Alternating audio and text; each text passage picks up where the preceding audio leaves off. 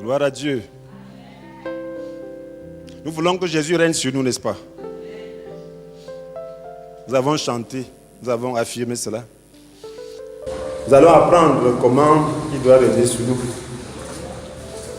L'écouter pour qu'il nous apprenne comment régner. Parce que nous sommes des rois. Mais il y a le roi des rois. Amen. Alors lorsqu'un roi a un suzerain et qu'il se rebelle, alors c'est très dangereux, n'est-ce pas? Amen. Nous sommes des rois, mais il y a un roi qui est sur nous, qui est établi sur nous. C'est la raison pour laquelle nous devons apprendre à être en relation avec lui et à le servir pour pouvoir mener les combats spirituels avec succès.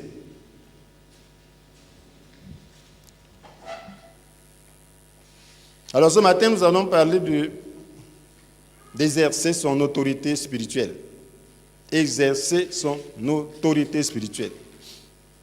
Vous savez qu'une page est tournée et le Seigneur est en train de faire quelque chose. Nous sommes en train d'accomplir notre mission sur la terre. Le Seigneur nous amène à faire cela. Nous avons vu la fois passée que nous sommes un peuple de rois et de prêtres. Nous avons compris un peu ce que c'est qu'être un roi ou un prêtre. Aujourd'hui, nous allons comprendre comment exercer notre autorité spirituelle.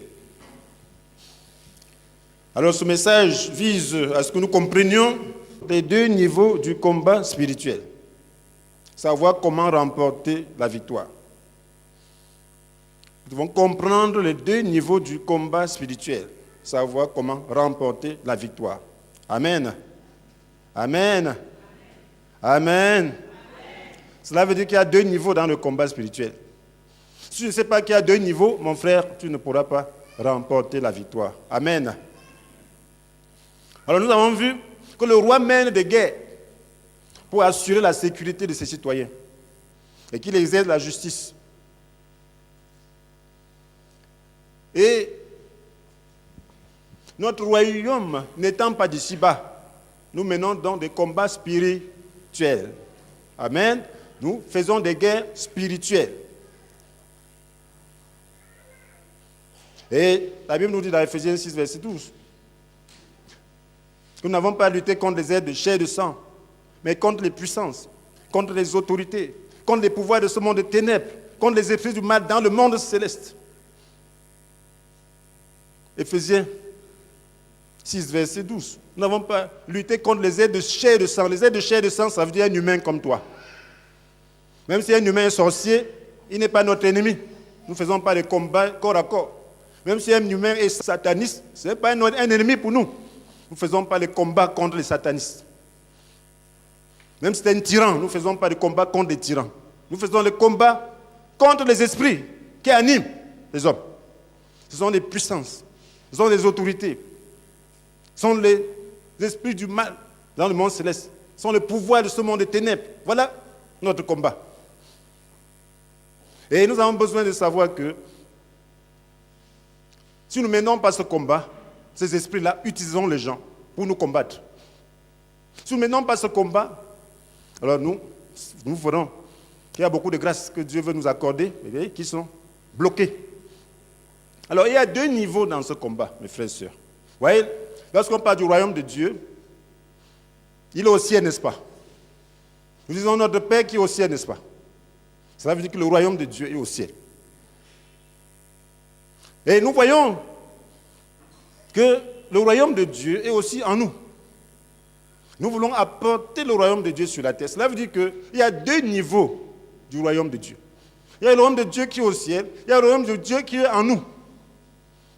Et vous avez besoin de comprendre, mes frères et sœurs, qu'entre le ciel et la terre, il y a un lieu de conflit. Entre le ciel et la terre, il y a un lieu de conflit. Voilà pourquoi nous menons les guerres spirituelles contre les puissances, contre les autorités, contre les pouvoirs de ce monde de ténèbres, contre les esprits du mal dans le monde céleste. On dit dans le monde céleste. Ça veut dire qu'entre le royaume de Dieu qui est là et la terre, il y a un lieu qu'on appelle monde céleste, et qui est un lieu de conflit spirituel. Ça veut dire que le passage n'est pas si simple. C'est ça qui fait problème. Alors si vous ne gagnez pas le combat à ce niveau, alors il y aura problème. Voilà, on peut prier Dieu exauce, mais il faut des anges pour traverser cette zone. Et un ange peut être arrêté à ce niveau. Nous avons vu cela dans Daniel. Dans Daniel chapitre 10. Daniel avait commencé à prier. Il était inspiré par le Saint-Esprit, a demandé une grâce au Seigneur, avoir la compréhension de ce qui devait se passer. Par la suite.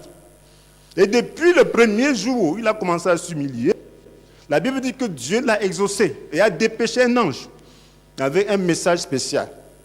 Mais cet ange n'est arrivé que 21 jours plus tard. Pourquoi?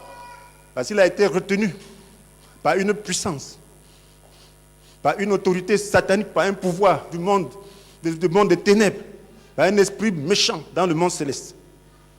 Et cet esprit-là a calé l'ange. On peut lire ça dans Daniel 10, verset 12 à 13. La Bible nous dit, il poursuivit, sois sans crainte, Daniel, car dès le premier jour où tu as appliqué ton cœur à comprendre et à t'humilier devant ton Dieu, ta prière a été entendue.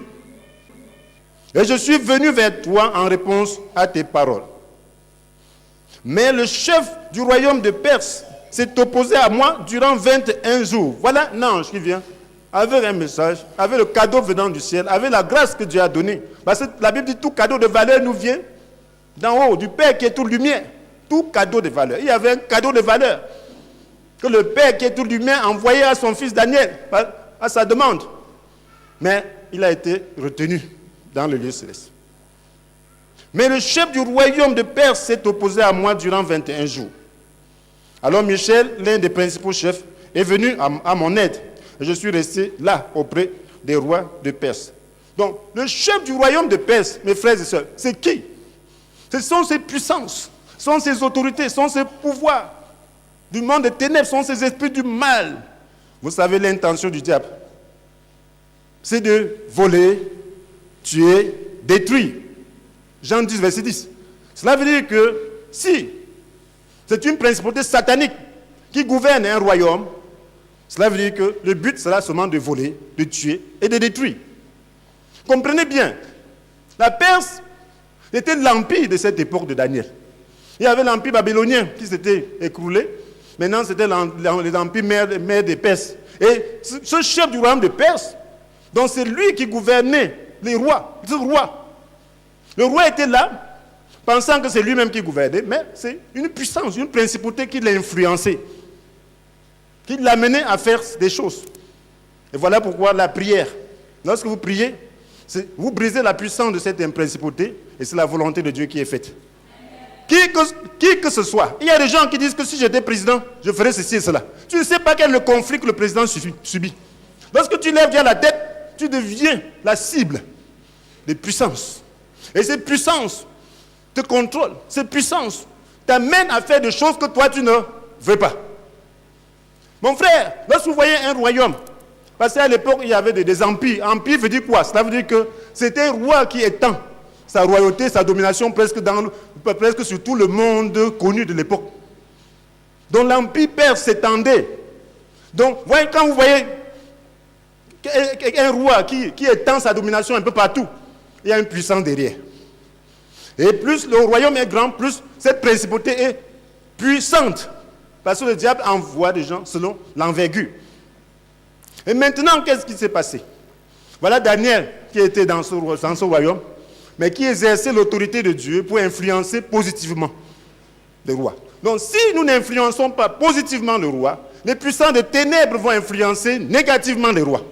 C'est un combat.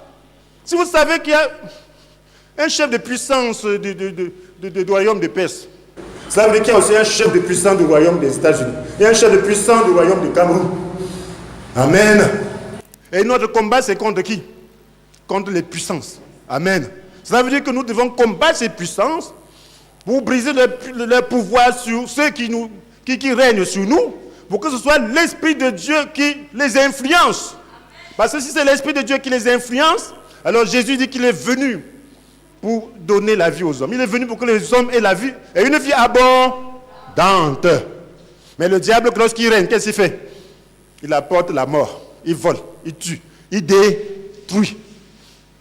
Il a signé qu'il va s'opposer à Dieu. Il a signé qu'il va détruire l'image de Dieu. Il a signé qu'il va tuer qui il peut avoir.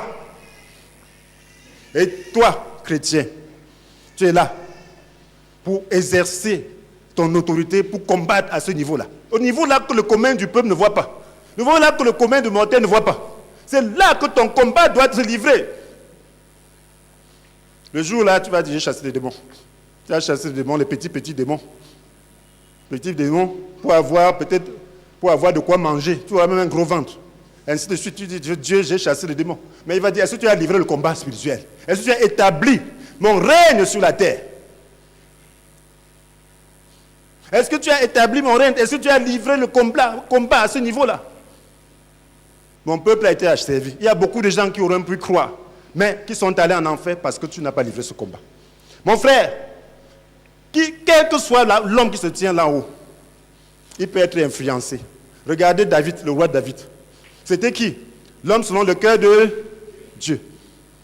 Mais est-ce que vous savez qu'il a été influencé par le diable à un moment donné? Dans 1 Chronique chapitre 21, la Bible nous dit que Satan se dressa contre Israël et il incita David à faire le recensement d'Israël. Satan, il a incité David. On a fait n'importe quoi. David dit que non, le recensement. Joab dit que comment? Il dit non. Cela veut dire que si vous ne priez pas pour votre leader, Satan peut le toucher. Après, vous allez vous plaindre. C'était l'homme selon le cœur de Dieu. Il y a eu 70 000 victimes. 10 000 personnes sont mortes à cause d'un acte, un seul acte. Par Satan, par une principauté. Il y a une puissance.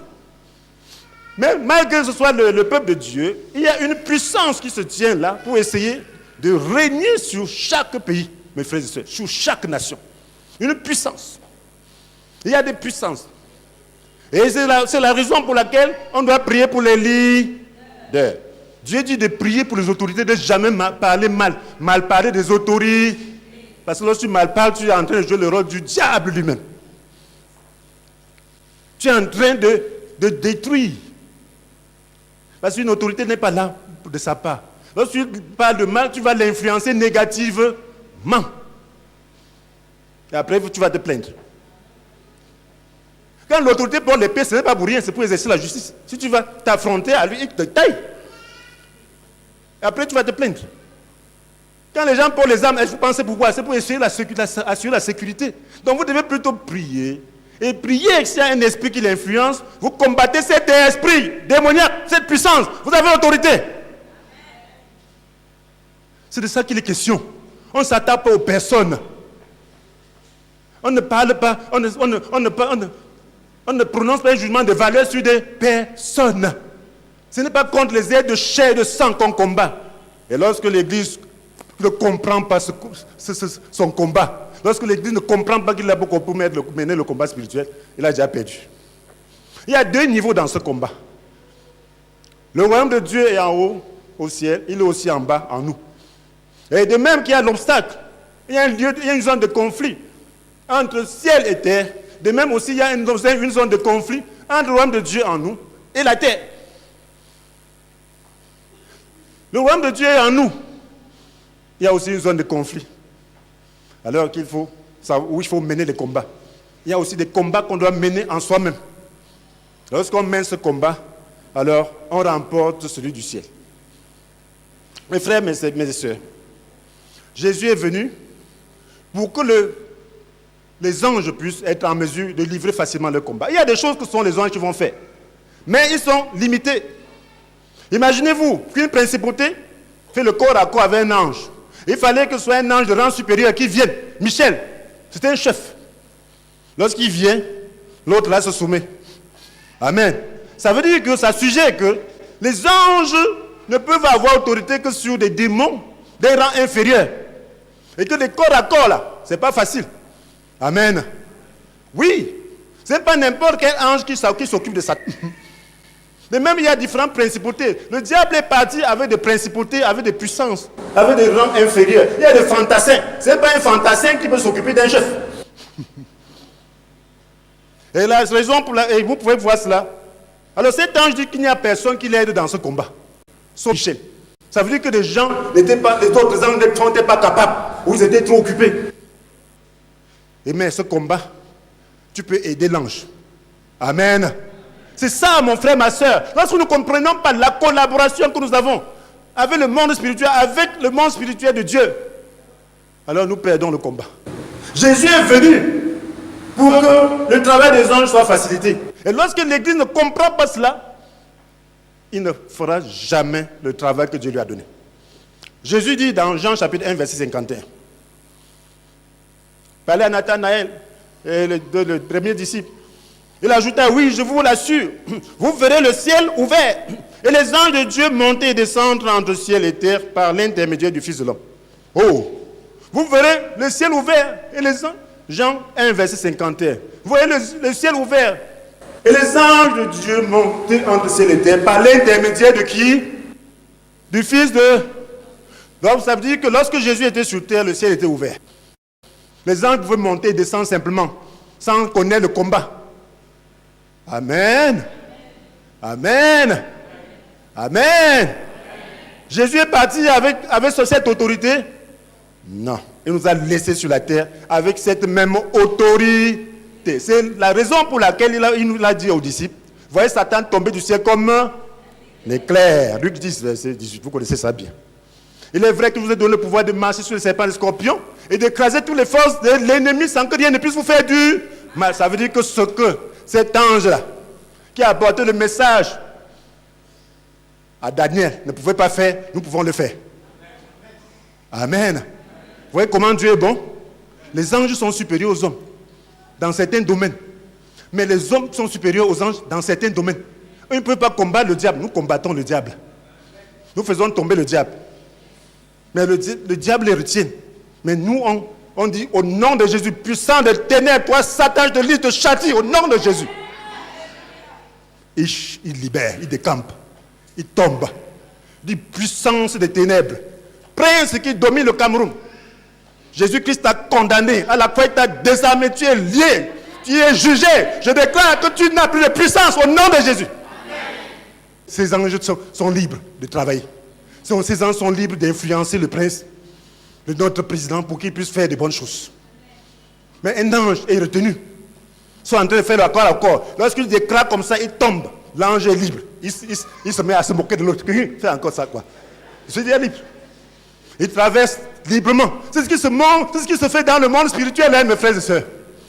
Voilà pourquoi lorsque vous ne livrez pas ce combat, vous êtes une abomination pour Dieu. Parce que les anges souffrent. Et le peuple souffre, mais Dieu ne peut rien. Il a établi, il a réparti des tâches.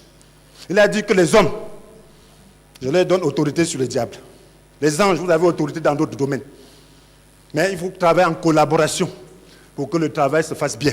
Voilà pourquoi tu dois comprendre l'œuvre de Jésus à la croix. Dieu a laissé l'Église, qui est son corps, pour ouvrir constamment le ciel.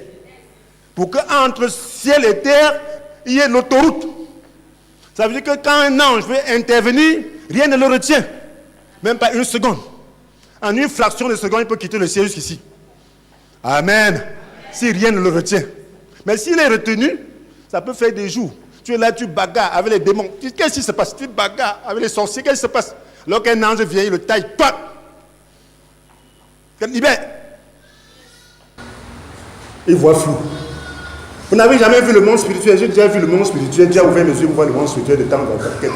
Pour voir le combat qui se livre. À un moment, j'ai vu un démon qui venait vers moi. Un démon laid comme un chimpanzé. Et puissant. Il était là. J'ai vu un ange qui est sorti de nulle part, avec une épée lui dosée à la tête. Il a disparu. Alléluia. De nulle part. Donc c'est ça le combat spirituel. Donc si vous ne faites pas le combat spirituel, les anges seront retenus. Alors voilà pourquoi, mes frères et sœurs, nous avons besoin de comprendre comment faire ce combat. Comment ouvrir toujours le ciel. Amen. Nous remportons le combat céleste lorsque nous remportons celui qui est en nous. Nous remportons le combat céleste lorsque nous remportons celui qui est en nous. Il y a un combat en nous, comme je l'ai dit tantôt. il y a un royaume en nous. Et pour quitter ce royaume en nous et aller dans le monde spirituel, sur la terre, il y a aussi un lieu de conflit. Le champ de combat en nous, c'est notre... Qui peut terminer? Notre chair. Ah, ça c'est bien. Le champ de combat en nous, c'est notre chair. Si vous comprenez ça, mes frères et sœurs, oh, mon Dieu, vous aurez la victoire. Si l'Église comprend que son ennemi numéro 1, c'est la chair, elle va vaincre. Tous les démons auront des problèmes. Tous les puissances sataniques auront des problèmes. Le ciel ne sera pas fermé. Voilà, le Seigneur disait que le dominateur de ce monde vient. Mais ce n'est pas qu'il ait quelque chose en lui, n'est-ce pas? Il avait vaincu sa chair. Mon frère, lorsque nous naissons de nouveau, quelle est la partie qui naît de nouveau en nous? Nous sommes tripartites. Nous sommes esprit, âme et corps. Et lorsque nous acceptons le Seigneur, alors notre esprit naît de nouveau parce que jadis, il était dans les ténèbres. L'Esprit de Dieu vient faire corps avec notre esprit. L'Esprit de Dieu vient devenir un. Voilà pourquoi la Bible dit que nous sommes unis à Christ. Alors nous invitons Jésus, il vient en esprit. En réalité, c'est le Saint-Esprit. Mais comme il y a communion entre ciel et terre, il n'y a pas de différence. Amen. Jésus est là. Lorsque l'Esprit est là, le Saint-Esprit, Jésus est là, le Père est là. C'est ce qu'il a dit. Si quelqu'un m'aime, il obéira à ce que j'ai dit. Mon Père aussi l'aimera. Nous viendrons tous deux à lui et nous établirons notre demeure chez lui. Ça, c'est Jean 14. Donc, lorsque tu nais de nouveau, alors l'Esprit de Dieu vient dans ton esprit. Mais le chrétien devrait être celui-là en qui Christ règne. Le chrétien devrait être celui-là qui s'est soumis à son roi. Le chrétien devrait être celui-là qui a reconnu qu'il est roi, mais qui a le roi des rois, auquel il doit se soumettre. Lorsque tu acceptes que Jésus soit sur le trône de ton cœur, lorsque tu acceptes que Jésus soit le Seigneur de ton cœur, alors le combat au niveau de la chair est remporté. Lorsque Jésus est Seigneur de ta vie, le combat au niveau de ta chair est remporté. Mais lorsque tu ne le laisses pas sur le trône de ton cœur, lorsque tu ne veux pas lui obéir en toutes choses, lorsque tu ne veux pas que tu te soumette à lui en toutes circonstances, il y a un conflit. L'Esprit règne en nous et voudrait, au travers de nous, régner dans ce monde. Le Saint-Esprit ne passe pas directement du ciel sur les hommes. Il passe par les hommes qui ont cru et qui deviennent des sources. L'Esprit ne vient pas directement tomber sur les gens s'ils ne croient pas. Ce sont les chrétiens qui sont les moyens par lesquels le Saint-Esprit se déverse dans le monde. Parce que Jésus dit, si quelqu'un a soif, qui vienne à moi. Et que celui qui croit à moi boive. Comme le dit l'Écriture, des fleuves d'eau vive jailliront de son sein. Amen. Ça jaillit. Jésus est une source. Lorsque nous croyons, nous devenons aussi des sources. Mais il y a un conflit. Il y a une zone de conflit. Est-ce que vous connaissez cette zone? La chair. La Bible nous dit dans Galates chapitre 5, verset 16, que laissez le Saint-Esprit diriger votre vie. Et vous n'obéirez plus au désir qui anime l'homme livré à lui-même. Laissez le Saint-Esprit diriger votre vie. Ça veut dire que le Saint-Esprit veut être le maître, veut diriger, veut soumettre nos désirs. Si c'est le Saint-Esprit qui dirige notre vie, tout ce qu'il dira, nous dirons, Seigneur, me voici, je me soumets. Je me soumets. Tous les désirs seront facilement soumis. Mais si nous retenons un désir, le Saint-Esprit va buter. La Bible nous dit que ces désirs sont diamétralement opposés à ceux de l'esprit. Et l'esprit a des désirs qui sont à l'opposé de ceux de l'homme, livrés à lui-même. Les deux sont opposés l'un à l'autre. C'est pourquoi vous ne pouvez pas être votre propre maître. Soit c'est l'esprit qui te domine, soit c'est la chair qui te domine. Et lorsque la chair te domine, ça veut dire qu'un autre esprit te domine. Ne prenez pas la chair à la légère. Lorsque vous êtes là, causez avec les gens, votre chair commence à faire ça. Sachez que vous êtes en train d'ouvrir la porte aux démons. C'est la vraie sorcellerie dans l'église. C'est la vraie sorcellerie. Chacun doit avoir le bon sens et se soumettre. Et accepter que sa chair soit soumise. Parce qu'une fois ta chair commence le combat, tu perds le combat d'en haut. Le ciel se ferme. Les anges commencent à avoir des problèmes. Et vous tous, vous aurez des problèmes. Si les anges venaient pour vous délivrer. Donc la chair, c'est l'obstacle numéro 1. C'est l'ennemi de Dieu. La Bible dit qu'elle est en conflit avec l'esprit.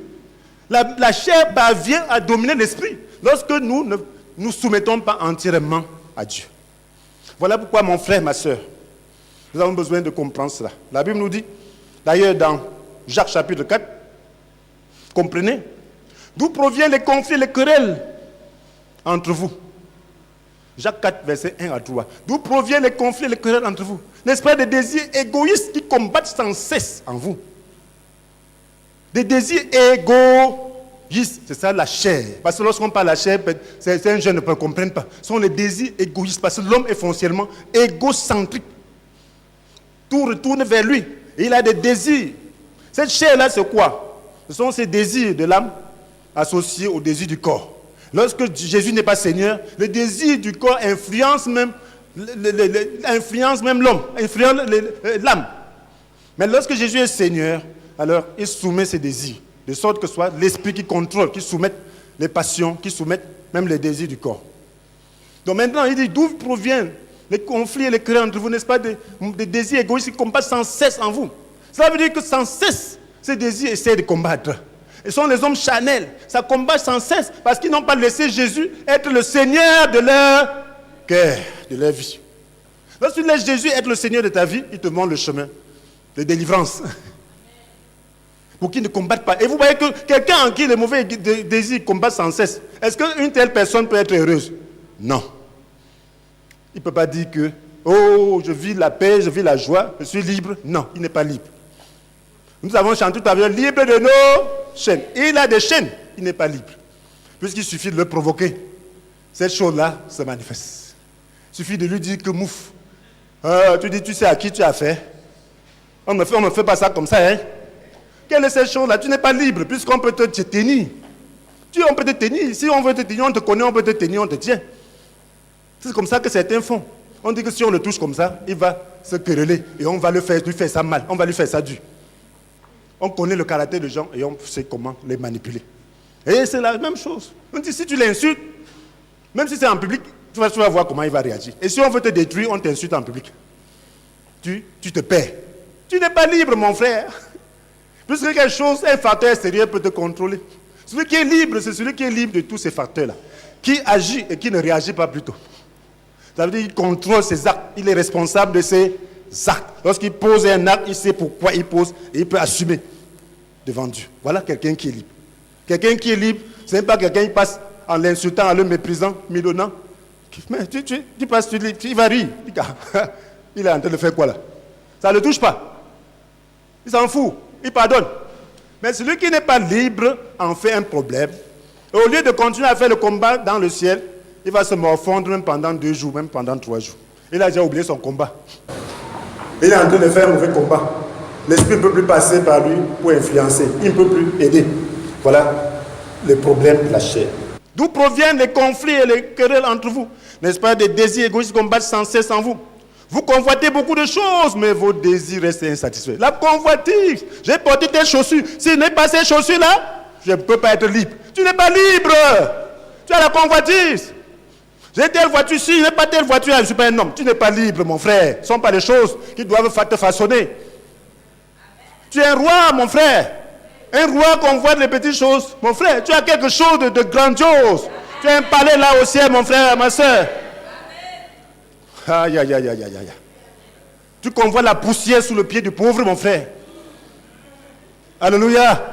Parce que tout ça, c'est poussière. Tu as des palais. Lorsque le monde t'influence, mon frère, tu n'es pas libre. Lorsque le monde t'influence, tu es un. Puisque si on te propose ça, ta liberté est finie. On te donne un pot de vin, c'est fini. Tu n'es pas libre. Tu vas commencer à dire telle chose là, tu n'as pas vraiment tellement raison. Hein. Parce qu'on t'a corrompu. Mon frère, tu dois être libre. Alléluia. incorruptible. Même si on donne tout le monde entier, tu restes toi-même. Parce que tu es un roi, un juge. Tu dois juger les gens, juger la terre avec équité. Tu ne dois pas envoyer le feu sur les gens parce qu'ils ne t'ont pas donné à manger. Ou parler de choses parce que tel. Alléluia. Parce que tu n'es pas salué, tu dis qu'il est méchant. Il est dominé par les sorciers. Tu commences à faire le combat spirituel contre lui parce que tu vois la sorcellerie en lui. Simplement parce qu'il ne t'a pas salué. Ça, c'est la chair, mon frère, ma soeur. Ça, c'est la chair, n'est-ce pas? Alléluia. Parce qu'il t'a donné, il ne t'a pas donné raison dans une affaire où tu avais tort. Tu dis que non, il n'est pas bon. Tu voulais qu'il te dise que tu as raison alors que tu as tort. Alors, voilà la chair. Voilà ce qu'on appelle les conflits intérieurs. Et lorsque tu es dans cet état, mon frère, tu perds le combat spirituel. Tu seras toujours en train de lutter. Tu vas te lever en forme le lendemain, le visage déjà long, ça peut toucher le ciel. Tu as été couché comment? Qu'est-ce qui s'est passé? Parce que tu as pris les démons en toi et t'ont combattu toute la nuit. Il y a les portes partout. C'est ça, mon frère. Tu es à l'aise tout à l'heure, à l'instant que je suis là, on ne te reconnaît plus. Qu'est-ce qui se passe? C'est un combat en toi. Tu n'es pas stable parce que tu laisses la chair te dominer. Tu n'es pas maître de toi-même. C'est de ça qu'il est question. Et là, vous convoitez beaucoup de choses, mais vos désirs restent insatisfaits. Vous êtes meurtrier. C'est-à-dire celui qui a la colère, c'est un meurtrier. Hein? C'est ce que la Bible nous dit. Celui qui se met en colère contre son frère, qui le hait. Lorsque tu hais quelqu'un, mon frère, hais les œuvres, mais ne hais pas quelqu'un. Tout le monde peut se fâcher pour quelque chose. Pour un acte, ainsi de suite. Mais entretenir la haine, mon frère, contre un individu que Dieu a créé, même contre un sorcier, comme certains tuent les sorciers là. Jésus est venu pour les sauver. Jésus est venu pas pour les tuer, mais pour les sauver. Et s'ils refusent d'être sauvés, et s'ils font des activités sorcières, Dieu peut les juger. Amen. Mais ce n'est pas à toi de dire je les tue. Tu dois plutôt les délivrer. Tu dois plutôt anéantir les puissances qui les gouvernent. Tu dois plutôt détruire les principautés qui les chefs. Pour que la sorcellerie les laisse. Alléluia. Puis c'est l'image de Dieu. Ce n'est pas le combat de la chair. Mon frère, on ne tue pas les hommes. Si tu as une mauvaise activité, ton activité va te tuer lorsque le lieu est saturé de feu. Si tu continues tes activités, ça va te tuer. Parce que si tu es là, le feu brûle, tu vas entrer dedans, ça va te tuer. Mais si tu es tranquille, ça ne va pas te tuer. Ce sont les sorciers en activité qui meurent. Alléluia. Oui, si tu es sorcier, garde ta sorcellerie dans ton ventre. Mais si tu es en activité, tu vas mourir. Alléluia. C'est de ça qu'il est question. Si tu viens chez moi dans la nuit, tu peux mourir. Alléluia. Oui, mais reste chez toi. Si tu prends les avions, ça va tomber. Alléluia. Envoie les missiles, ça va détruire. C'est de ça qu'il est question. Nous faisons les guerres spirituelles, nous ne faisons pas les guerres contre les hommes. Et c'est le moment de faire la guerre. Cette nation, mon frère, soit elle est délivrée, soit elle tombe dans le chaos. Soit les chrétiens se réveillent, soit les chrétiens seront anéantis. C'est le temps pour toi de te réveiller. Et de combattre les puissances qui combattent la nation. Ce n'est pas un combat charnel. Ce n'est pas un combat de passion. C'est un combat de la parole. C'est un combat de la position. Tu dois prendre ta position. Et déclarer la parole. Ce n'est pas toi qui combat. C'est le Seigneur qui combat en toi. C'est le Saint-Esprit qui combat en toi. Ce n'est pas ton combat. Donc tu es en train d'apprendre les freins à ce combat. Tu es en train de comprendre que si tu vis dans la chair, tu es déjà disqualifié pour ce combat. Tu dois combattre d'abord cette chair qui est en toi. Amen. Ou bien quand vous demandez, vous ne recevez pas car vous demandez avec les mauvais motifs. Vous voulez que l'objet de vos demandes serve à votre propre plaisir. Il y a beaucoup de bonnes choses que Dieu va vous donner, mais quel est le motif? Il faut que nous puissions avoir l'intérêt de Dieu en avant. Nous puissions voir la gloire de Dieu et les mettre en avant. Et là, nous ne serons pas piégés, mes frères et sœurs.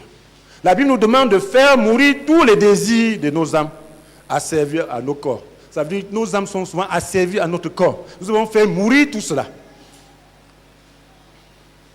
Et ces désirs, c'est quoi? Dans Colossiens 3, verset 5, la Bible dit, c'est-à-dire l'inconduite, l'impureté, les passions,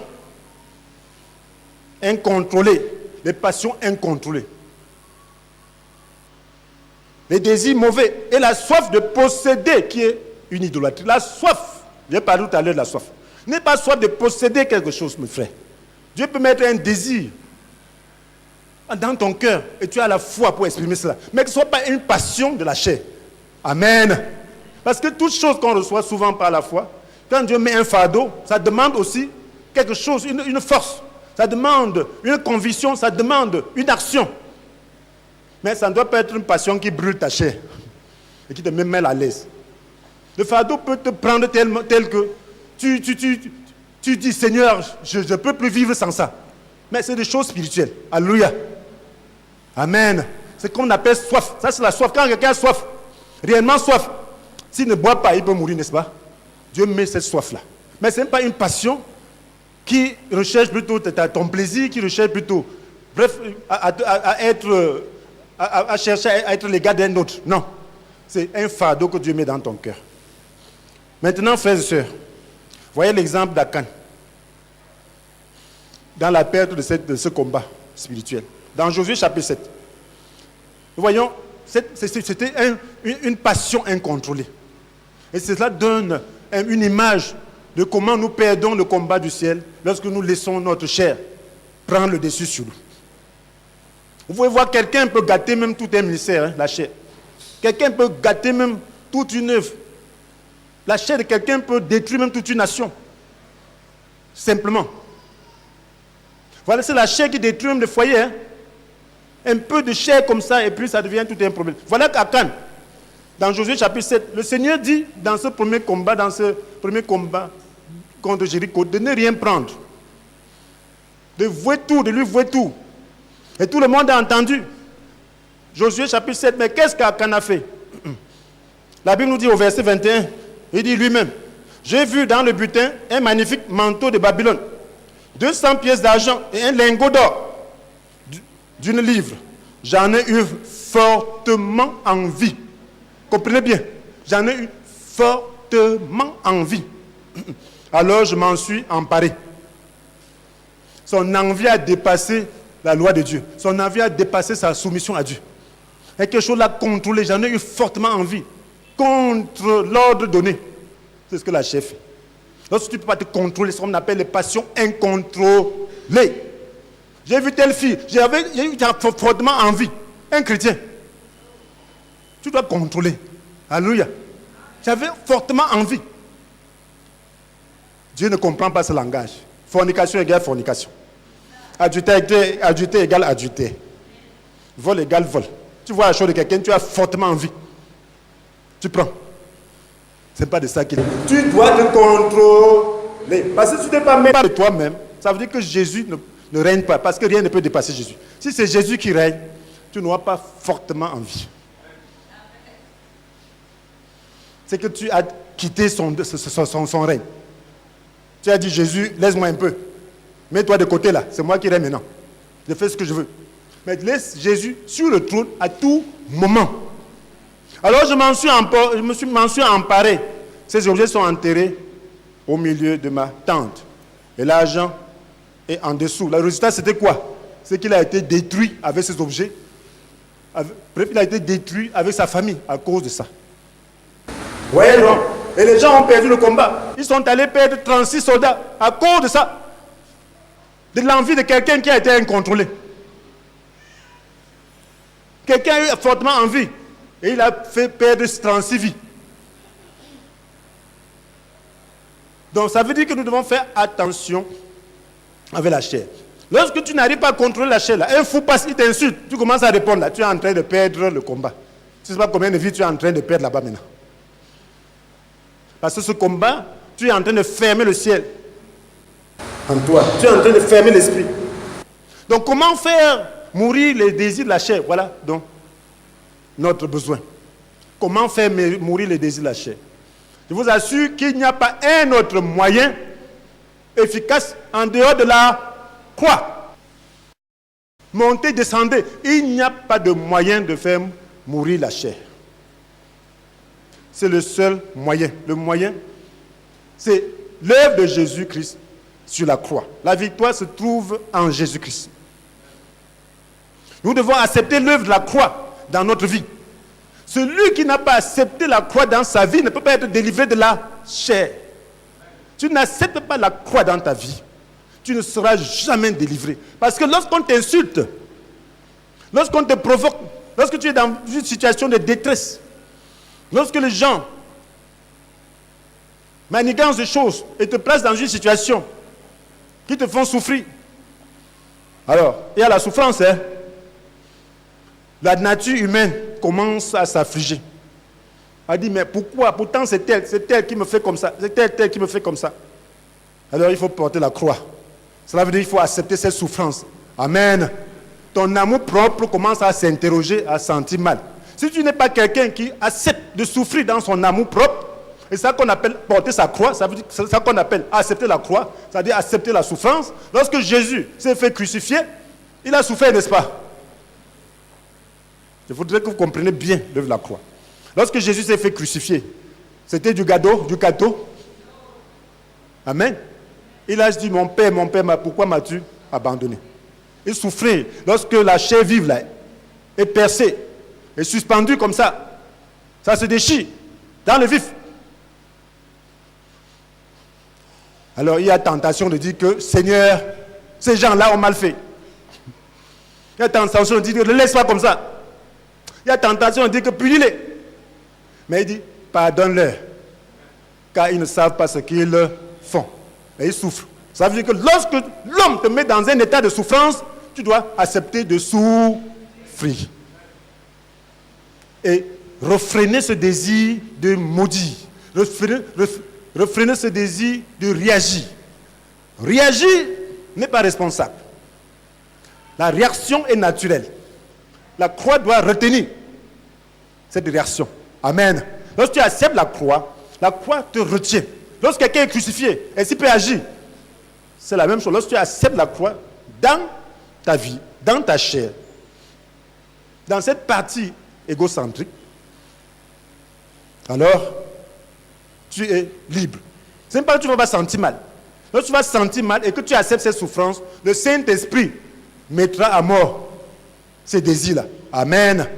Mais pourvu que tu collabores, pourvu que tu acceptes d'abord la souffrance. C'est lorsque tu acceptes la souffrance que tu en es délivré. Le Saint-Esprit nous est donné à ce titre. C'est pour ça qu'on l'appelle consolateur. Il te console des injustices des hommes, de mauvais traitements. La chair voudrait que celui qui fait du mal puisse être détruit. Tu dis non, pas comme ça. C'est un homme qui est influencé peut-être par un esprit. Maintenant, s'il est détruit, Dieu va perdre. Il va aller en enfer même sans connaître Dieu. Dieu veut des gens au ciel. Tu prends autorité sur les puissants qui l'animent. Tu dis, Seigneur, pardonne-lui. Tu pries pour lui pour qu'il croie. Lorsqu'il va croire, tu vas l'embrasser. Alléluia. Je dis que, oh, voilà, un ennemi qui est devenu un ami. C'est de ça qu'il est question. C'est ça la différence. Sinon, il n'y a pas de différence entre païens et chrétiens. Jésus est venu mourir. Dieu nous a tant aimés. Nous étions ses ennemis. Nous avons détruit son image. Et c'est lui qui paye encore le prix. Il offre son fils venir souffrir, mourir pour nous. Nous n'avons rien fait de bon. Voilà l'amour de Dieu. Un pardon inconditionnel. Nous avons vu que le pardon, c'était quoi? C'était l'action de tenir pour un avenir une faute, une offense, n'est-ce pas? Tenir pour un avenir, ça veut dire que quelqu'un a commis une faute, il n'a rien fait parce que tu as pardonné. Ça veut dire que tu ne tiens pas compte de cela. Dieu dit, et je ne tiendrai plus compte ni de leurs péchés, ni de leurs fautes, je ne tiendrai plus compte. Dieu dit, il nous a pardonné toutes nos fautes, quand il a annulé l'acte qui est absolument manquement à l'égard du commandement. Il a effacé le couleur sur la croix. Il a effacé, il ne veut même plus voir. Il a annulé. Le chrétien n'a pas d'acte de péché. Un vrai chrétien. Il a plutôt les œuvres. Voilà, Dieu oublie. Mais le jour-là, il ne dit pas que tu avais fait ci, non. Il dit que tu n'avais pas bien fait ci, tu n'as pas bien fait ça. Regarde, voilà pourquoi tu as telle place. Si tu es un vrai chrétien, ça veut dire que tu as accepté de ne plus pécher délibérément. Si tu essaies toi-même, tu vas voir comment ça te brûle. Si tu es un vrai chrétien. Alléluia. Ce n'est pas quelqu'un qui va te dire de ne pas le faire. Un vrai chrétien a fait alliance avec Dieu, que je ne veux plus pécher, dit non. Et Dieu le soutient dans cette alliance. Donc il efface ton péché, il efface ton passé. Voilà pourquoi tu as autorité sur le diable. Sinon tu n'aurais pas d'autorité sur le diable. Nous avons autorité sur le diable parce que Dieu nous a pardonné. Et il continue de nous pardonner. Dans son sang, balaye et couvre nos imperfections. Et c'est la raison pour laquelle nous pouvons parler au diable, tout fièrement. Parce que ce n'est pas le péché que le diable a eu autorité sur l'homme. S'il n'y a pas de pardon, nous ne pourrons pas nous tenir devant le diable et parler. On se tient parce que le sang est là. On dit, diable, tu me vois? Parce que nous sommes en Christ. Alléluia. C'est un petit enfant qui est avec son père. Tu l'as tabassé à l'école. Maintenant, il passe là, fièrement. Avec son père, que tu me vois. Tu me vois. Il t'insulte en passant. Il sait que tu ne peux rien. Alléluia. Il sait que tu ne peux rien. C'est comme ça que nous sommes en Christ. Donc nous avons besoin de comprendre la position de la chair par rapport à la croix. Nous devons comprendre la position de la chair.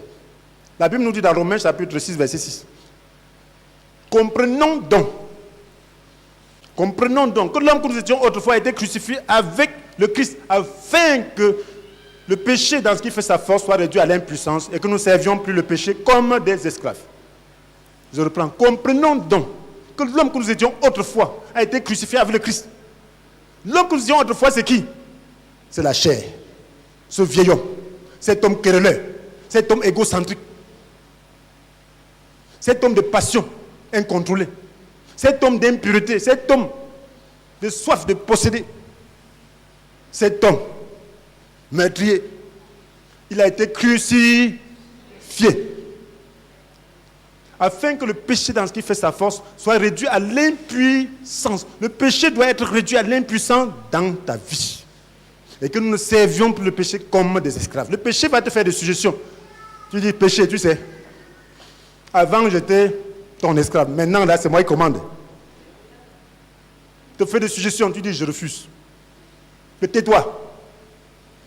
Donc, voilà un homme libre. Ce n'est plus moi qui vis, c'est le Christ qui vit en moi. Donc il faut comprendre la place. Parce que si tu ne comprends pas la place de la chair, tu vas faire un combat charnel. Tu vas combattre la chair avec la chair, tu perds ton temps. Lorsque quelqu'un ne fait pas du progrès dans ce domaine, c'est parce qu'il ne comprend pas. Ce n'est pas qu'on n'est pas très fort pour faire du progrès dans ce domaine. On est seulement attentif. Il faut seulement comprendre ce que Dieu a fait. Ce n'est pas trop de prière qui te fait dominer, mon frère. Tu peux prier dans la chair jusqu'à mourir. Ce n'est pas trop de jeûne qui te fait dominer, mon frère. Tu peux jeûner même jusqu'à mourir. La chair va toujours s'exprimer. J'ai vu quelqu'un jeûner 40 jours. Après 40 jours, il a rétrogradé. Je vous dis la vérité. Toutes les passions sont réveillées en lui. Il est devenu pire. Il a fait beaucoup de temps encore avant de se retrouver. Parce qu'il voulait combattre la chair par la chair. On ne combat pas la chair par la chair. C'est la parole. C'est un combat que tu as déjà remporté. Et c'est ça, la séduction. C'est aussi une autre séduction que Satan a apporté à l'église. Combat la chair sans la parole. Ce n'est pas possible. Lorsque vous détournez la croix, c'est l'échec.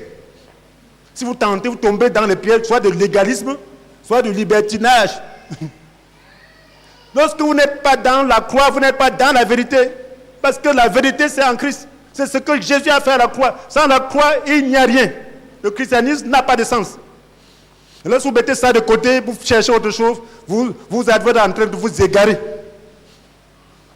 Le petit point que vous dominez, vous devenez un tyran. Et vous devenez intolérant vis-à-vis d'un autre. Qui est peut-être meilleur à vous. Mais qui a ce petit point-là qui ne comprend pas. Il n'y a que la croix pour une vie chrétienne équilibrée.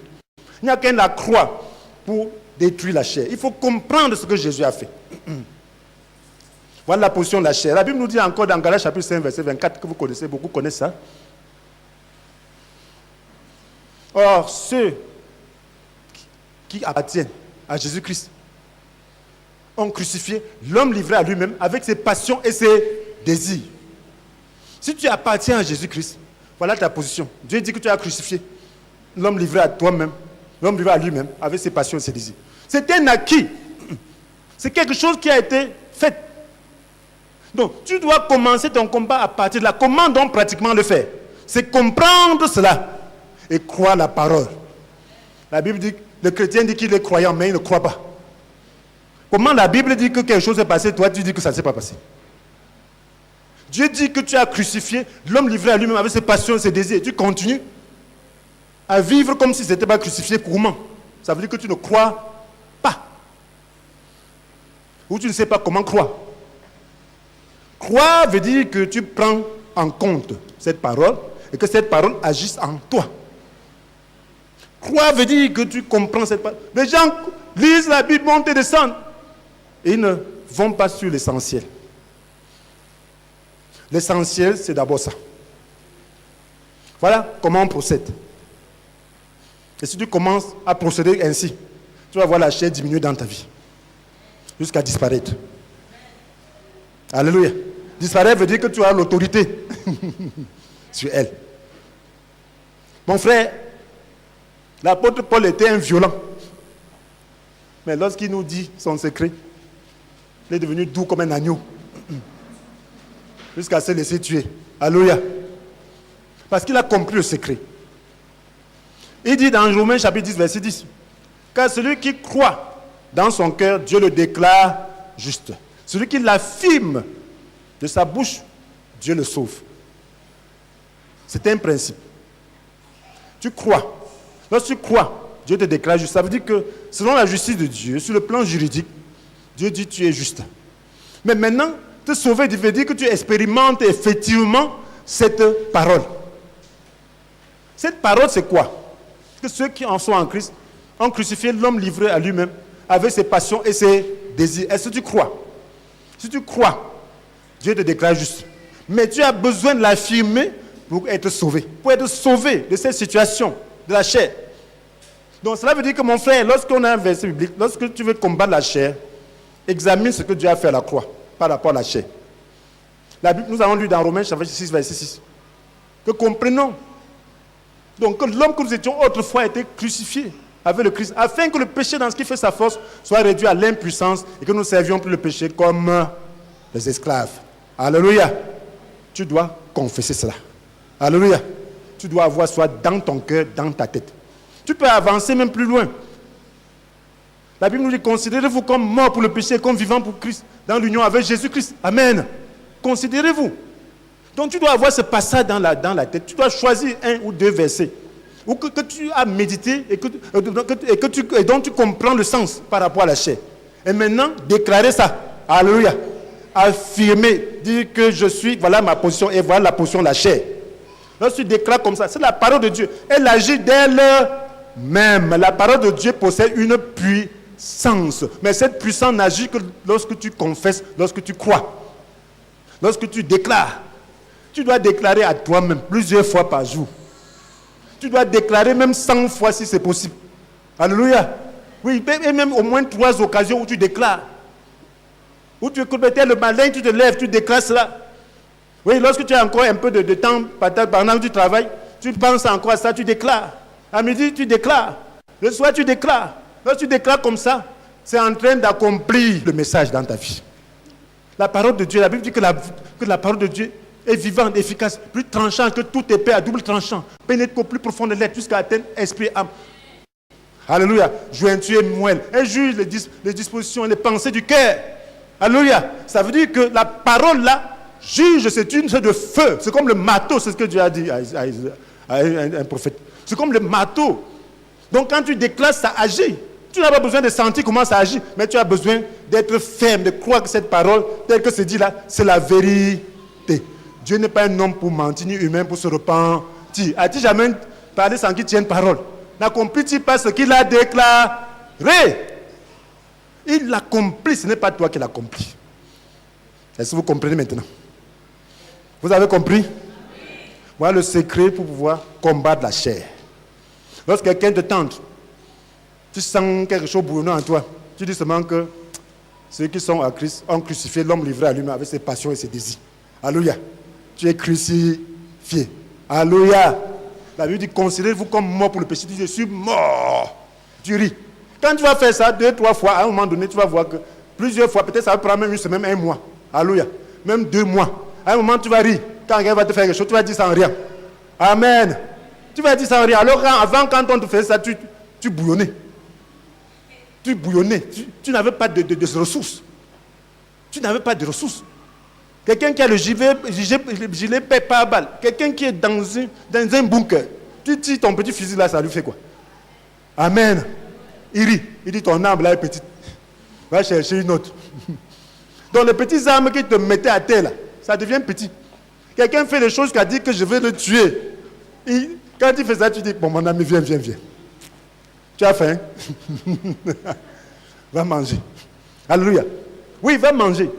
Même dans le monde, quelqu'un pense qu'il t'a fait tellement du mal, tu l'appelles. Il te fuit, tu l'appelles. Tu dis, viens. Viens. Je sais que tu as des problèmes. Ne me fuis pas. Alléluia. Tu pries pour lui, tu le bénis. Donc c'est une capacité que Dieu se donne. C'est ça qui doit faire la différence entre le chrétien et le non-chrétien. Et c'est un combat de tous les jours. Tu ne dois pas laisser ça. Donc tu dois avoir ta parole. Si tu fais ce combat, tu ne pourras plus insulter les gens. Tu fais ce combat, tu ne pourras plus t'occuper des gens. Dis que tel a fait ceci, tel a fait cela de mal. Ce n'est pas là ton combat. Tu dois plutôt te poser la question, comment faire pour aider tel? S'il a fait ceci, il a été poussé par quoi? Tu comprends simplement pour savoir comment l'aider. Donc nous voyons, frères et sœurs, que si nous faisons ce combat, celui du ciel sera remporté.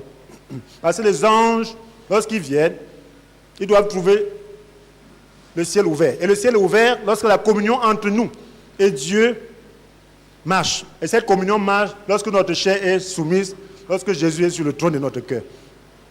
Amen. Lorsque Jésus est sur le trône, alors le Saint-Esprit, voilà pourquoi on parle de la communion avec Dieu.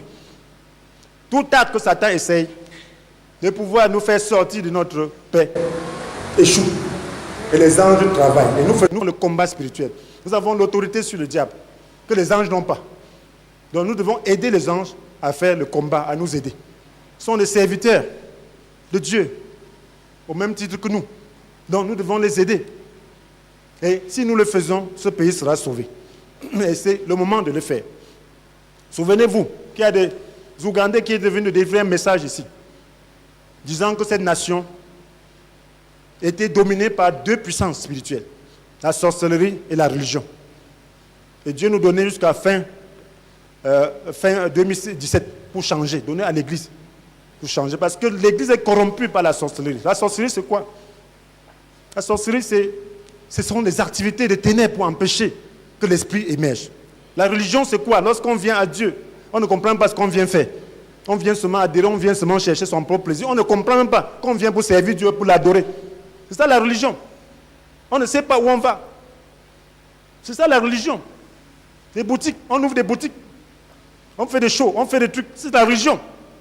Ça veut dire que le chrétien ne comprend pas quelle est sa mission sur la terre. Le chrétien ne sait même pas que Dieu l'a créé pour lui-même. Le chrétien vient à Dieu simplement pour chercher son plaisir. C'est ça, c'est la religion. Et si on continue dans la religion, alors on va souffrir. Mais si nous nous disons, nous changeons, nous engageons dans le combat spirituel auquel Dieu nous a destinés, alors nous commençons à voir les choses différemment, à voir les principautés. Lorsque le païen calomnie ceux qui gouvernent et les chrétiens s'y mêlent, ça c'est la religion. Ça c'est la religion. Parce que le chrétien est là pour être le ciel de la terre, pour faire le combat spirituel que les autres ne voient pas, pour exercer la royauté, le règne, et amener le royaume de Dieu sur la terre. Lorsque le chrétien ne fait pas cela, et les chrétiens se combattent les uns contre les autres, se critiquent mutuellement sur des petites choses, ça c'est la religion. On s'attache, les choses deviennent de l'idolâtrie, les gens s'attachent à certaines choses pour diviser les autres, ça c'est l'idolâtrie, ça c'est la religion. On s'occupe de la forme plus que du fond, ça c'est la religion. Ça c'est la religion. Donc on a besoin de comprendre, mes frères et sœurs, que la responsabilité de cette nation repose sur nous. Nous avons besoin de commencer le combat spirituel. Si nous sommes ainsi engagés dans le combat contre la chair, le combat contre les puissants des ténèbres sera remporté lorsque nous agirons au nom du Seigneur. Sachant que la chair est condamnée et maudite, s'attacher à elle, c'est s'attacher à la malédiction. Oui, la croix, c'est la malédiction. La chair est condamnée, maudite. Si tu t'attaches à la chair, tu t'attaches à la malédiction. Donc, détache-toi de la chair, mon frère.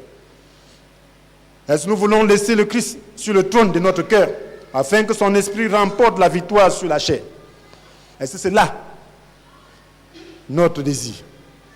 Si c'est notre désir, nous allons prier avant de passer à une phase de la prière. Nous allons dire: Père éternel, je regrette de ne t'avoir pas donné la place qui t'est due en moi. J'ai par ce fait influencé négativement le combat spirituel. Je m'offre à toi afin que toute ta volonté soit faite en moi. Je déclare que désormais ma chair est crucifiée, ainsi que ses passions et ses désirs. Mon moi est crucifié. La soif de posséder est crucifiée. Je ne peux plus les servir comme un esclave. Je suis un roi. Et c'est Christ qui règne en moi. Amen. Amen. Amen. Amen. Alléluia. Amen. Maintenant, nous allons exercer un exercice de combat spirituel. Amen. Alléluia. Amen. Tu es prêt? Oui. Si nous sommes prêts, nous allons chanter d'abord.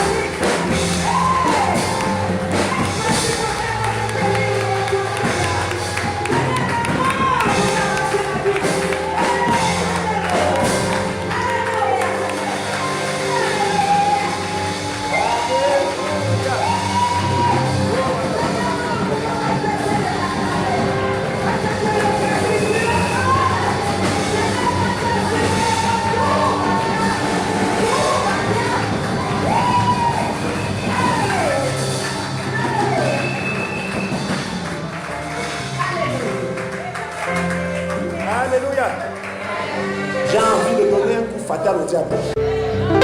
Oh, alléluia. Alléluia. Est-ce que tu ne sens pas ça? Jésus, il a vaincu le diable, n'est-ce pas? Alléluia. La Bible nous dit que le dominateur de ce monde est déjà condamné. Vous pensez que ce n'est pas ça? C'est toi qui vas l'affirmer pour que cela puisse passer à l'expérience. Alléluia. Oui, il est déjà condamné. Tu peux entrer dans la maison d'un homme fort sans tout d'abord ligoter cet homme fort. C'est alors que tu pourras prier si bien. Sinon, tu ne peux pas. Ça veut dire que Jésus l'a déjà ligoté. Alléluia. Il est dépouillé. Il est désarmé. Il est jugé. Alléluia. C'est toi qui es l'huissier avec le Saint-Esprit pour amener ça à la réalité. Alléluia. Le Seigneur nous a donné le pouvoir de marcher sur les serpents et scorpions et d'écraser toutes les forces de l'ennemi sans que rien ne puisse nous faire du mal. Il nous a donné le pouvoir. La Bible dit qu'au nom de Jésus, tout être s'agenouille dans le ciel, sur la terre, jusque sous la terre, et que chacun déclare Jésus est Seigneur à la gloire de Dieu le Père. Au nom de Jésus, nous agissons au nom de Jésus, dans une position de gloire. Nous agissons dans une position d'élévation. La Bible dit que vous êtes morts et votre vie est cachée avec le Christ en Dieu. Nous ne faisons pas le combat en nous exposant. Nous sommes morts, nous sommes en Jésus. Alléluia. C'est lui qui combat, c'est sa parole qui combat. Ce n'est pas ta volonté qui combat. Ce n'est pas ta passion qui combat. Ce n'est pas un combat passionnel, c'est un combat intelligent. C'est un combat de parole. Tu dois comprendre cette parole et l'affirmer simplement en attendant, en sachant que le résultat est là. Alléluia. C'est ça le combat de la foi. Nous faisons le combat de la foi. Tu affirmes seulement ce que Dieu dit qu'il a fait. Alléluia. Et ça va se passer. C'est comme tu entres dans une voiture, tu appuies le bouton, non? C'est la même chose. Les choses se réalisent. Alléluia. C'est la même chose. Le bouton, c'est la parole de Dieu. Alléluia. Alléluia. Celui qui croit dans son cœur, Dieu le déclare juste. Celui qui l'affirme de sa bouche, Dieu le sauve. Tu dois l'affirmer et maintenant, Dieu va sauver cette nation. Alléluia. Tu dois l'affirmer. N'aie pas peur. Si maintenant le diable peut tomber, c'est combien de fois ses puissances, ses autorités? Alléluia. Alléluia. Quand vous regardez comme c'était votre combat, vous allez dire un jour, non, il n'est rien pour toi. Pour un ange, peut-être il peut faire le corps à corps, mais pour toi, au nom de Jésus, il tombe. Alléluia. Au nom de Jésus. Au nom de Jésus. Mais il y a une chose que tu dois faire dans ce combat. D'abord pardonner. Amen. Alléluia. Parce que la Bible nous dit, c'est la Bible qui nous dit dans Marc chapitre 11, verset 25. Marc 11, verset 25. Il dit, quand vous priez, si vous avez quoi que ce soit contre quelqu'un, pardonnez-lui. Pour que votre Père céleste vous pardonne, lui aussi, vos fautes. Mais si vous ne pardonnez pas, votre Père qui est dans le ciel ne vous pardonnera pas non plus vos fautes. La première chose, c'est de pardonner. Demandez pardon à Dieu. Amen, comme nous l'avons fait. Alléluia. Pardonnons maintenant les gens. Si quelqu'un t'a fait du mal, pardonne. Cet oncle-là qui t'a fait beaucoup de mal, pardonne-lui. Ces sorciers-là qui t'ont tourmenté dans le sol, pardonne-lui. Ces gens qui t'ont tué, je ne sais pas combien de personnes dans ta famille, pardonne-leur. Ces gens qui te combattent chaque jour, pardonne-leur. Ces gens qui t'ont frustré, pardonne-leur. Dis Seigneur, je leur pardonne parce qu'ils ne savent pas ce qu'ils font. Prends le sang de Jésus sur eux. Pardonne au gouvernement, pardonne à tous ceux qui font les mauvaises choses dans cette nation. Pardonnons. Nous allons maintenant pardonner.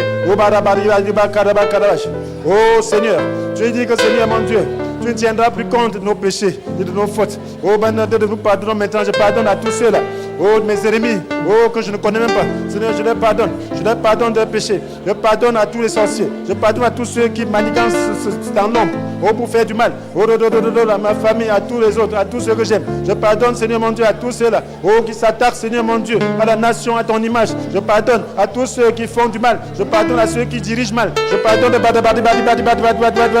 Je pardonne aux agents que Satan utilise pour opérer dans la religion, pour opérer dans la sorcellerie. Je les pardonne. Je les pardonne. Je pardonne aux frères et sœurs. Je pardonne à ceux qui me calomnient. Je pardonne à tous les frères. Je pardonne à tous oh, pardonne à tous les frères. Le pardon est souvent difficile dans l'église. Pardonne à tous tes frères et sœurs. Pardonne aux autres serviteurs. Nous pardonnons à tous nos frères et sœurs. Nous pardonnons aux autres serviteurs. Nous pardonnons à ceux, au Seigneur, qui nous voient comme des méchants. Oh, nous pardonnons.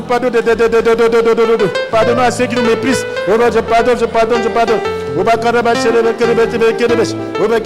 Je déclare qu'ils sont pardonnés. Ils n'ont rien fait. Ils n'ont rien fait. Ils n'ont rien fait. Ils n'ont rien fait.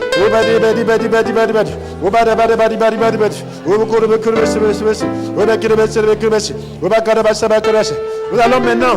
Nous avons vu qu'il y a un homme fort. Il y a un homme fort, il y a un homme fort pour toutes les nations. Il y a un homme fort, il y a le chef du royaume de Perse. Il y a aussi le chef du royaume du Cameroun. Alléluia, une puissance. Nous allons maintenant nous adresser au chef du royaume du Cameroun qui exerce la domination sur le Cameroun pour accomplir les mauvaises choses. Nous allons déclarer que puissance au chef du royaume du Cameroun, puissance satanique qui exerce votre domination sur cette nation pour pouvoir opérer la destruction, pour pouvoir opérer le vol, pour pouvoir opérer la tuerie. Nous déclarons maintenant que vous êtes vaincus, vous êtes condamnés au nom de Jésus-Christ. Vous êtes liés au nom de Jésus, vous êtes jugés au nom de Jésus. Déclarons-le, affirmons-le, envoyons le feu pour détruire ces œuvres. Nous déclarons, puissant, chef de puissance du Cameroun, chef du royaume du Cameroun, chef de la République du Cameroun. Puissance spirituelle mauvaise, puissance spirituelle mauvaise. Nous déclarons maintenant que nous avons autorité au nom de Jésus. Vous déclarez que vous êtes paralysés, vous êtes jugés, vous êtes condamnés. Puissance spirituelle qui agissait pour la destruction, puissance spirituelle qui agissait pour voler, pour tuer les vies. Puissance spirituelle qui agissait pour tuer les vies. Vous êtes vaincus, vous êtes condamnés, vous êtes jugés, vous êtes liés. Vous êtes liés, vous êtes liés.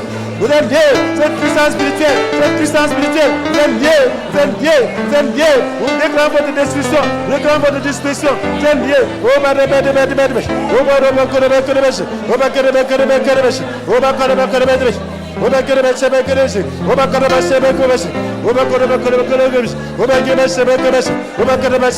Vous déclarons que vous êtes désarmés, vous êtes déclarés, vous êtes liés. Nous déclarons vos actions nulles, et nul effet. Nous déclarons vos actions nulles, et nul effet. Nous déclarons vos actions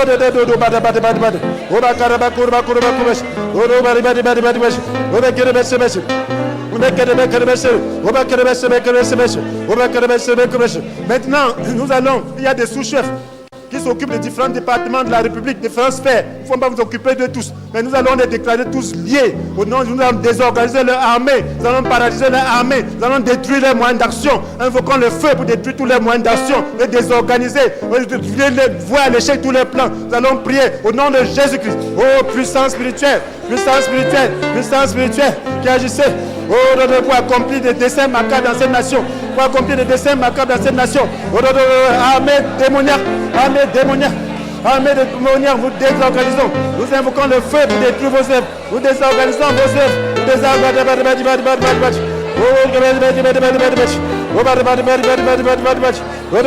Démoniaque, nous déclarons vaincus, nous déstabilisons vos œuvres, nous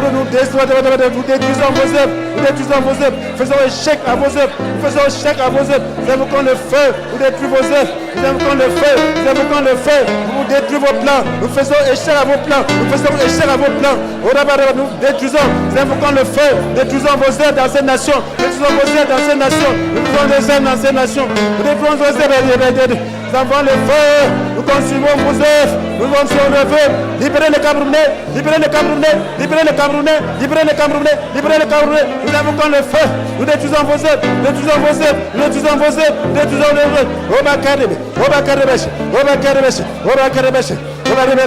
Il y a deux puissances qui combattent l'église dans cette nation.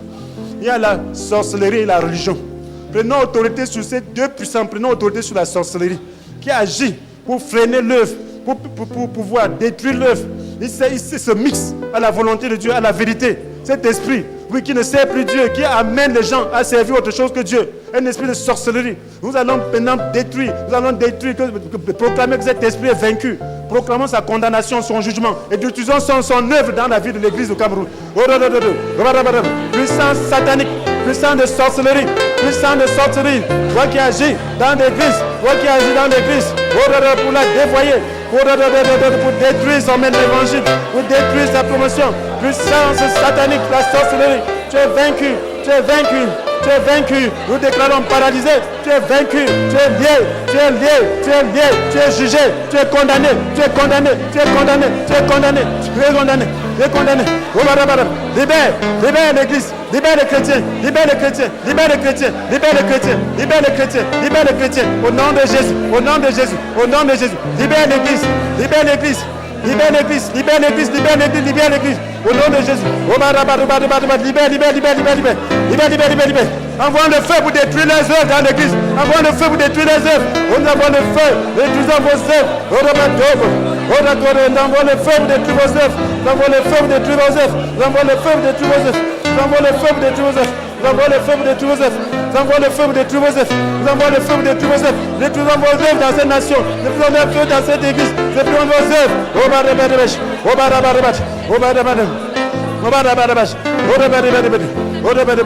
Maintenant, prenons autorité sur l'homme fort de la religion, qui fait que les gens ne comprennent pas la relation avec Dieu. Ils viennent à l'église seulement pour eux-mêmes. Ils viennent à l'église juste comme une forme, comme une association à laquelle il faut adhérer. Nous allons prendre l'autorité, cette puissance, pour que les gens comprennent que lorsqu'ils viennent à l'église, c'est pour chercher Dieu, c'est pour l'adorer, c'est pour faire sa volonté, et non simplement pour chercher son propre plaisir. Nous allons prendre l'autorité, cette puissance, et détruire son influence sur les hommes, détruire son influence sur les Camerounais, détruire son influence sur les chrétiens. On le fait détruire tous les œuvres. Nous allons prier. Oh, puissance de la religion, puissance de la religion. Homme fort, de manipuler, de la religion. Puissant de la religion, vous êtes vaincus. Vous déclarons maintenant, vous êtes condamnés. Vous êtes condamnés, vous êtes jugés. Vous êtes jugés, vous êtes jugés. Vous êtes jugés, vous êtes jugés.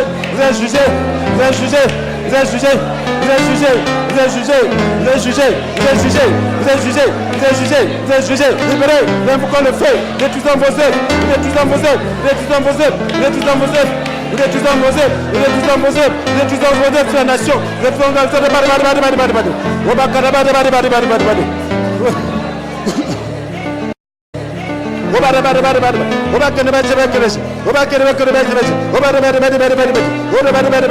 Le feu, détruis vos œuvres. Le feu. Libérez les chrétiens, libérez les chrétiens, libérez les chrétiens, libérez-les, libérez-les, libérez-les, libérez-les, libérez les pays. Au nom puissant de Jésus, au nom puissant de Jésus, au nom puissant de Jésus, au nom puissant de Jésus. Nous allons maintenant prendre autorité sur cette puissance-là, qui agirait même dans ce ministère. Alléluia. Cette puissance de religion et de sorcellerie, prenons autorité maintenant sur cette puissance en ce qui nous concerne. Déclarons cette puissance vaincue, détruisons les œuvres dans ce ministère au nom puissant de Jésus. Oh, puissance de la religion, puissance de la sorcellerie. Nous vous déclarons vaincus. Nous vous déclarons condamnés. Nous vous déclarons condamnés. Nous vous déclarons condamnés. Nous vous déclarons condamnés. Vous êtes condamnés. Vous êtes condamnés. Vous êtes condamnés. Vous êtes condamnés. Vous êtes condamnés. L'esprit de religion. Vous êtes condamnés. Vous invoquons le feu de détruire vos œuvres. Vous invoquons le feu de détruire vos œuvres. Oh, nous invoquons le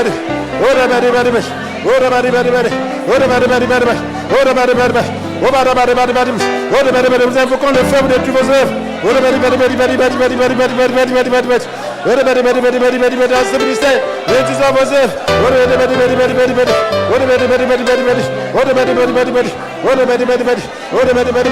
Oh, vous qui avez ce besoin de la sorcellerie, réduisons vos œuvres.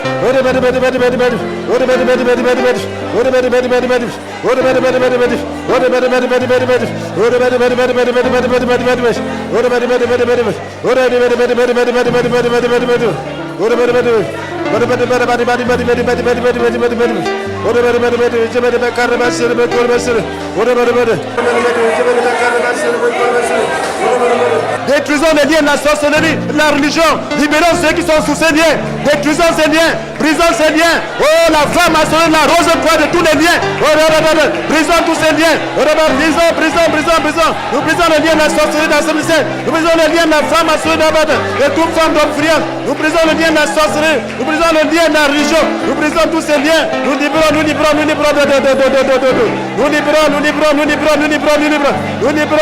tous ceux qui sont captifs. Tous ceux qui sont captifs. Nous les libérons ce jour. Au nom puissant de Jésus. Le jour de la sorcellerie, nous libérons. Le jour de nous libérons les hommes. Nous libérons les hommes de tous ces influents, de tous ces jours. Au nom puissant de Jésus. Au nom puissant de Jésus. Nous déprisons-les. Oh, nous invoquons le feu. Nous détruisons les œuvres. Au nom puissant de Jésus. Au nom puissant, tu vas maintenant prier pour toi. Oh, tu vas t'occuper de la puissance qui agit dans ta vie, dans ta famille. Alléluia. Il il y a un homme fort. C'est comme ça que le diable est organisé. Dans la famille, il y a un homme fort. Cet homme fort-là doit agir dans ta famille. Pour vous amener à faire certaines choses, pour bloquer votre vie, pour voler votre étoile, et ainsi de suite. Oui, ça peut être même un contact que tu as eu. Il y a eu un blocage, tu as eu un contact avec des puissances spirituelles. Oui, où tu as été volé. Oui, nous allons maintenant vous occuper de ces puissances-là. Ces puissances qui agissent dans ta vie. Ces puissances, qu'elles soient familiales, qu'elles soient de quelque ordre que ce soit. Tu vas maintenant paralyser cette puissance. Tu vas déclarer cette puissance et juger et condamner. Cette puissance a volé la gloire du Seigneur. Il faut voler le plan de Dieu dans ta vie. Cette puissance t'a attaché. Cette puissance s'appelle le bouclier familial. Oh, détruis maintenant. Puissant le ténèbre. Puissant le ténèbre. Puissant le ténèbre. Toi qui agis dans ma famille. Toi qui agis d'une manière ou d'une autre. Toi qui es chargé de frustrer ma vie, de voler, de tuer. Tu es vaincu. Tu es vaincu. Tu es condamné. Tu es condamné, tu es condamné, tu es condamné, tu es condamné, tu es jugé, tu es jugé, tu es jugé, tu es jugé, tu es jugé, tu es lié, tu es paralysé.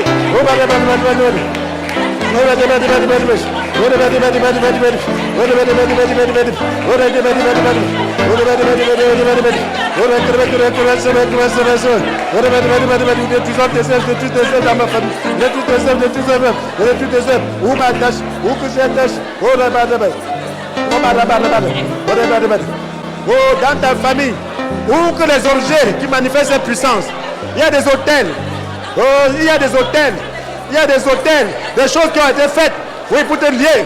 Oh, quelque part, que ce soit dans l'eau, que ce soit dans la terre, que ce soit dans les étoiles, que ce soit partout. Maintenant, invoque le feu, détruis ces objets, invoque le feu, détruis-les. Oh, nous invoquons le feu, oh, détruire tous les objets, tous les hôtels, tous les sphères. Ah, élevé dans ma famille. Oh, pour me lier, du propriétaire de lui. Oh, je détruis, j'invoque le feu, je les détruis au nom puissant de Jésus. Je détruis ces objets, je les détruis maintenant, au nom puissant de Jésus.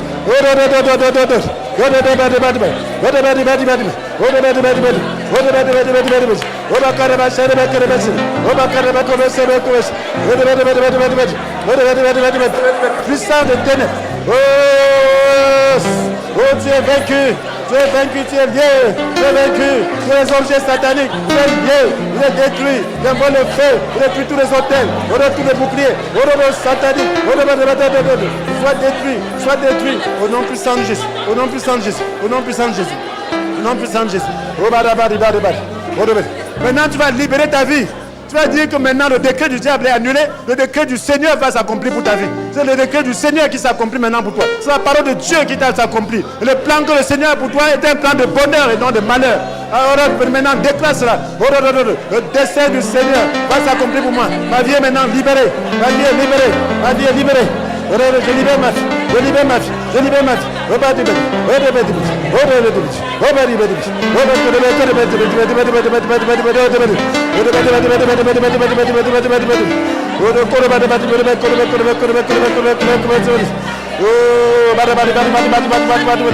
décret du Seigneur.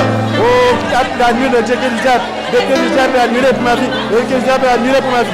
Le décret du diable est annulé pour ma vie. Le décret du diable est annulé pour ma vie. Le décret du diable est annulé pour ma vie. Le décret du diable est annulé pour ma vie. Oh, bada. Oh, bada, bada, bada, bada, bada, bada, bada, bada, bada, bada, bada. Oh, bakara, bakara, bakara, bakara, bakara, bakara. Oh, bada, bada, bada, bada, bada, bada, bada, bada, bada. Oh, bakara, bakara, bakara. Oh, bakara, bakara. Oh, bakara, bakara. Oh, maintenant, détruis les œuvres de Satan dans ta vie. Des œuvres de maladie, des œuvres de liens, de toutes sortes. Détruis ça au nom. Je mets le feu pour détruire. Libère ta vie maintenant. Libère ta vie. Détruis les œuvres du diable. Dans ma vie, je libère. Je détruis tout ce que Satan a placé. Je libère. Je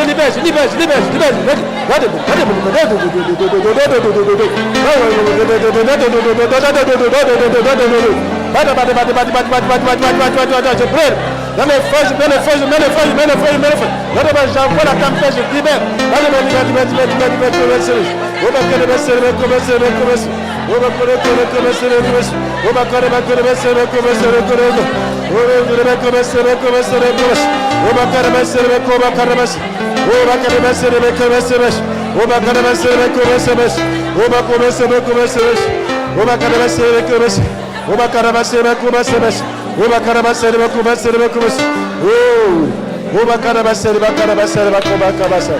Hey. Ah là là là là là là. Alléluia. Alléluia. Qui a fait cela?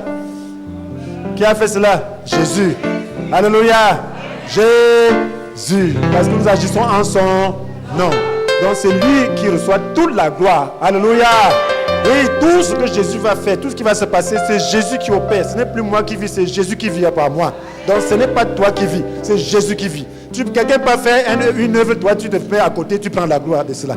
Non, c'est Jésus qui est en train d'agir. Alléluia. Tout ce qui va se faire dans ta vie, c'est Jésus. Ce que tu as prononcé au nom de Jésus, c'est Jésus qui l'a accompli. Et c'est à lui que tu vas donner toute la gloire. Ta vie sera libérée, tu seras délivré de certaines maladies, de toutes formes de blocage. Cette nation sera délivrée et tu vas continuer ce combat dans la maison. Alléluia. Tu apprends à faire le combat spirituel. Ce n'est pas ton combat. N'aie pas peur du diable. N'aie pas peur de prononcer la parole de Dieu. Alléluia. C'est la parole de Dieu, ce n'est pas ta parole. Prenons la parole de Dieu, même si sur le diable, sur n'importe qui, tu prononces la parole de Dieu. Ça aura son effet. Ce n'est pas toi qui combat, c'est le Seigneur qui combat, c'est son Esprit Saint qui combat, c'est sa parole qui combat. Alléluia. Donc simplement cela, c'est ce que tu dois faire. Alléluia. Alléluia. Gloire à Dieu. Alors nous allons passer aux questions de réflexion parce que certains doivent analyser et comprendre davantage. Où se trouve le royaume de Dieu? Première question. Où se trouve le royaume? Où se trouve le royaume de Dieu? Première question. Où se trouve le royaume de Dieu? Deuxième question. Pouvons-nous aider les anges? Pouvons-nous aider les anges dans leur combat contre les puissances sataniques? Pouvons-nous aider les anges dans leur combat contre les puissances sataniques? Pouvons-nous aider les anges dans leur combat contre les puissances sataniques? Pouvons-nous aider les anges dans leur combat contre les puissances sataniques? Si oui, comment? Si oui, comment? Pouvons-nous aider les anges dans leur combat contre les puissances sataniques? Sinon, oui, comment? Bien. Christ est-il sur le trône de la vie de tous les croyants nés de nouveau? Christ est-il sur le trône de la vie de tous les chrétiens nés de nouveau? De tous les croyants nés de nouveau. Christ est-il sur le trône de tous les croyants nés de nouveau? Christ est-il sur le trône de tous les croyants nés de nouveau?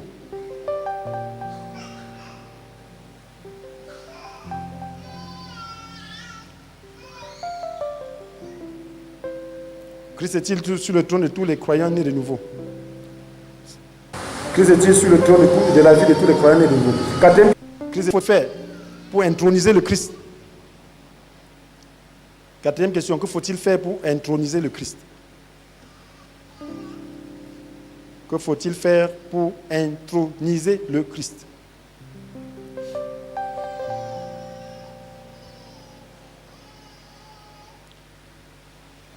Cinquième question, comment devons-nous livrer et gagner le combat sur la chair? Comment devons-nous livrer et gagner le combat sur la chair? Comment devons-nous livrer et gagner le combat sur la chair?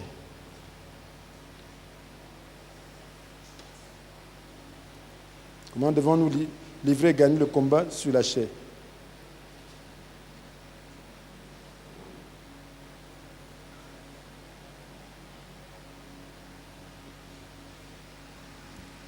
Le Seigneur bénisse.